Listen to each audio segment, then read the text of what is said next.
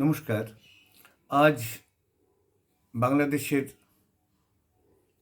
প্রাক্তন প্রধান বিচারপতি হাবিবুর রহমানের জন্মদিন। বিচারপতি হাবিবুর রহমান জন্মগ্রহণ করেছিলেন অবিভক্ত ভারতের মুর্শিদাবাদ জেলার প্রত্যন্ত একটি গ্রামে। গ্রামটি প্রত্যন্ত হলেও রাঢ় বাংলার যে আয়মাদারি অর্থাৎ আভিজাত্য, সেই আভিজাত্যের সঙ্গে সেই গ্রামের একটি বিশেষ সংস্রব বা সম্পৃক্ততা ছিল। বস্তুত তার আশেপাশের অঞ্চল থেকেই ভূমিষ্ঠ হয়েছিলেন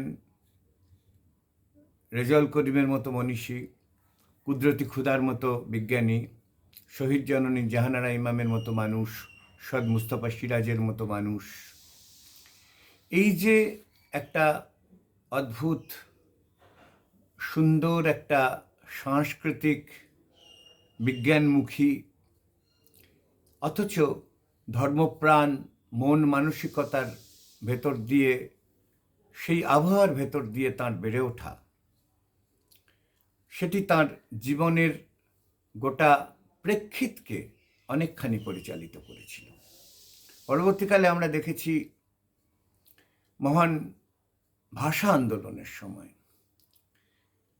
যে ছাত্রদের নেতৃত্বে প্রথম 144 ধারা ভঙ্গকারী মিছিলটি নির্গত হয়েছিল, ঢাকা বিশ্ববিদ্যালয় থেকে বেরিয়েছিল, সেই মিছিলের নেতৃত্বে ছিলেন আমাদের পরম শ্রদ্ধেয় শেলি চাচা অর্থাৎ বিচারপতি হাবিবুর রহমান। এবং ছাত্রদের হয়ে আন্দোলনে নেতৃত্ব দেওয়ার তথাকথিত অপরাধে নুরুল আমিন সরকার তাকে বিশ্ববিদ্যালয়ের পরীক্ষায় বসতে দেয়নি। প্রতিবাদ স্বরূপ শেলি চাচা ওই সেকালে পান বিড়ি সিগারেট যেরকম গলায় একটা দড়ি দিয়ে বেঁধে একটা ডালা নিয়ে বিক্রি করতেন, সেরকমভাবে ঢাকা বিশ্ববিদ্যালয়ের গেটের সামনে প্রতিবাদ জানিয়েছিলেন। সেই প্রতিরোধী মানুষটি পরবর্তীকালে বাংলাদেশের উচ্চ ন্যায়ালয়ের প্রধান বিচারপতির দায়িত্ব গ্রহণ করেন এবং সেই সময় যে কেয়ারটেকার গভর্নমেন্ট হয়েছিল সেই গভর্নমেন্টেরও তিনি নেতৃত্ব দিয়েছিলেন। বিচারপতি হাবিবুর রহমানের নেতৃত্বাধীন এই কেয়ারটেকার গভর্নমেন্ট বাংলাদেশের সর্বসেরা কেয়ারটেকার গভর্নমেন্ট। এবং এখানে খুব জোরের সঙ্গে বলতে হয়, তার যে পূর্বসূরি ছিলেন এই কেয়ারটেকার গভর্নমেন্টের ক্ষেত্রে, তিনি কিন্তু মর্যাদায় বাংলাদেশের ইতিহাসে স্থান করে নেওয়ার ক্ষেত্রে কোনোদিন শেলি চাচার সমতুল্য হতে পারেননি। বিচারপতি শাহাবুদ্দিন আহমেদের কথা আমি বলছি। স্বৈরাচারী এরশাদের পতনের পর বিচারপতি শাহাবুদ্দিন এই কেয়ারটেকার গভর্নমেন্টের প্রধান হন।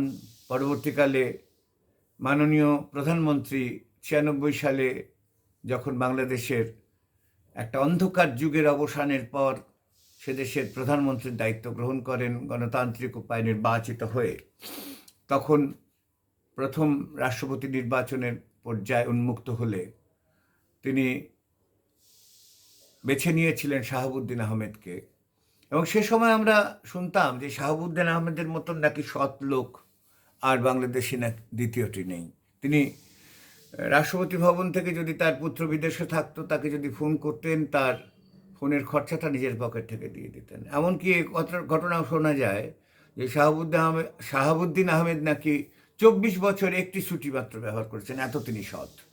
একথা শোনা যায় রাষ্ট্রপতি ভবনে কোনো লাইট জ্বলছে দেখলে তিনি নিজে হাতে সেটা নিভিয়ে দিতেন, অহেতুক বাজে খরচ কমানোর জন্য। তো আমরা দেখতে পেলাম 2001 সালে নেত্রীকে ক্ষমতাচ্যুত করবার যে মেটিকুলাস ডিজাইন তখন থেকেই শুরু হয়েছিল, সেই মেটিকুলাস ডিজাইনের অন্যতম সঙ্গী কিন্তু সেই সময় শাহাবুদ্দিন আহমেদ ছিলেন। আমার এই কথাটা বলা ভীষণ ধৃষ্টতা হয়ে যাবে, তবু মনে হয় যে ওই সময় শাহাবুদ্দিন আহমেদকে না বেছে নিয়ে মাননীয় প্রধানমন্ত্রী যদি শেলি চাচাকে বেছে নিতেন, বা পরবর্তীকালে শেলি চাচাকে যদি বাংলাদেশের রাষ্ট্রপতি পদে মনোনীত করা হতো, বোধহয় বাংলাদেশে অন্যতম সেরা রাষ্ট্রপতি বঙ্গবন্ধু শেখ মুজিবের পরে যারা হয়েছেন, মহান মুক্তিযুদ্ধের চেতনায় বিশ্বাসী এই আব্দুর রহমান বিশ্বাসের মতো রাজাকাররা নয়, যে মহান মুক্তিযুদ্ধের সময় বরিশালের শান্তি কমিটির চেয়ারম্যান ছিল, প্রখ্যাত বামাতি নেতা রাশেদ খান মেননের দুলাভাই, সেই রকম ওই ধরনের রাষ্ট্রপতি জায়গা থেকে যখন নেত্রী নতুনভাবে আমাদের আইভি রহমানের হাজব্যান্ডকে রাষ্ট্রপতি নির্বাচিত করলেন, তার দল থেকে মনোনয়ন দিলেন জিল্লুর রহমান ভাইকে, এই পরিবেশ পরিস্থিতি হয়তো তৈরি হতো। যাই হোক, যেটা হয়নি সেটা নিয়ে তো আক্ষেপ করার কিছু নেই। কিন্তু বিচারপতি হাবিবুর রহমান শুধু যে বিচার ব্যবস্থা নয়, তিনি যে পবিত্র কোরআনের অনুবাদ করেছেন বাংলায়, কাজী আব্দুল ওদুদের অনুবাদ ছাড়া এত সুললিত অনুবাদ পবিত্র কোরআনের বোধহয় আর হয়নি এখনো পর্যন্ত। ভাই গিরিশচন্দ্র সেন করেছিলেন, খুবই তৎসম তদ্ভব শব্দবহুল একটি অনুবাদ, কিন্তু সেটি প্রথম প্রয়াস, অসাধারণ প্রয়াস। পরবর্তীকালে ওদুদ সাহেবও করেছিলেন, অসাধারণ প্রয়াস, কিন্তু একেবারে সুখপাঠ্য আধুনিক ভাষায় লেখা, অথচ পবিত্র কোরআনের সমস্ত যে বাণী, তার যে বার্তা, সেগুলোকে সুসংবদ্ধ রেখে। এরপর শেলী চাচার আরেকটি বিশেষ কাজ হিসেবে উল্লেখ করতে হয় তার যথাশব্দ গ্রন্থটি। বাংলা ভাষায় লেখেন এমন মানুষ আমার মনে হয় না তার বাড়িতে যথাশব্দ নেই। এপার বাংলা জানি না তার কতটা পরিচয় আছে, কারণ এপার বাংলার উন্নাসিক বাঙালি, বিশেষ করে হিন্দু বাঙালি, তারা ওপার বাংলার মুসলমান বাঙালিদের ভালো কাজ সে সম্পর্কে আদৌ ওয়াকিবহাল নন। যদিও এই সুদি ইউনুসকে নিয়ে, মানে এর মতো খারাপ লোকেদের খারাপ কাজ নিয়ে তারা একটা সময় অনেক মাথা ঘামিয়েছে। এখন তারা অবশ্য বুঝতে পারছে তারা কাকে নিয়ে মাথা ঘামিয়েছে। যাই হোক, এছাড়াও শেলী চাচার আরেকটি অসাধারণ কাজ, আমরা কি যাব না তাদের কাছে যারা শুধু বাংলায় কথা বলে।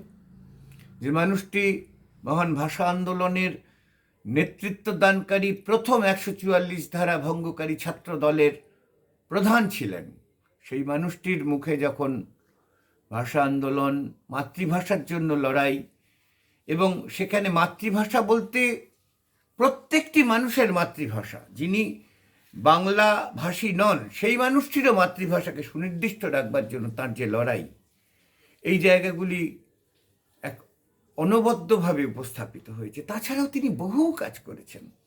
গুরুদেব রবীন্দ্রনাথের বাণী সংকলন করে তিনি যেভাবে একটি গ্রন্থ রচনা করেছিলেন, বিভিন্ন বাংলা প্রবাদ প্রবচনকে নিয়ে তিনি যেভাবে একটি গ্রন্থ রচনা করেছিলেন, যাকে রেভারেন্ড জেমস লংয়ের যে প্রবাদমালার সঙ্গে তুলনা করতে পারা যায়, সুশীল কুমার দের এই যে প্রবাদ প্রবচন নিয়ে যে গ্রন্থ, তার সঙ্গে তুলনা করতে পারা যায়। এমন মানুষকে নিয়ে আমাদের এপার বাংলায় কোনো চর্চা হয় না, আলোচনা হয় না, এটা আমাদের কাছে অত্যন্ত দুর্ভাগ্যের বিষয়। ওপার বাংলায় আজকে যা পরিস্থিতি, তাতে মুক্ত বুদ্ধির মানুষজন একটা রুদ্ধ অভিমানে থমকে দাঁড়িয়ে আছেন। কিন্তু একটা সময় ছিল যখন বাংলাদেশ জুড়ে শেলী চাচার মতো মানুষদের কাজ নিয়ে মানুষরা চর্চা করতেন। এখনও আমি বিশ্বাস করি, এখনও বাঙালি, জাতি ধর্ম বর্ণ নির্বিশেষে বাঙালি, তারা শেলী চাচার কাজ ঘিরে ভাবেন, এবং অদূর ভবিষ্যতে শেলী চাচার আবার নতুন করে মূল্যায়ন হবে। আজ তার জন্মদিনে তার প্রতি আমার সশ্রদ্ধ প্রণাম নিবেদন করছি। সবাই ভালো থাকুন। জয় বাংলা।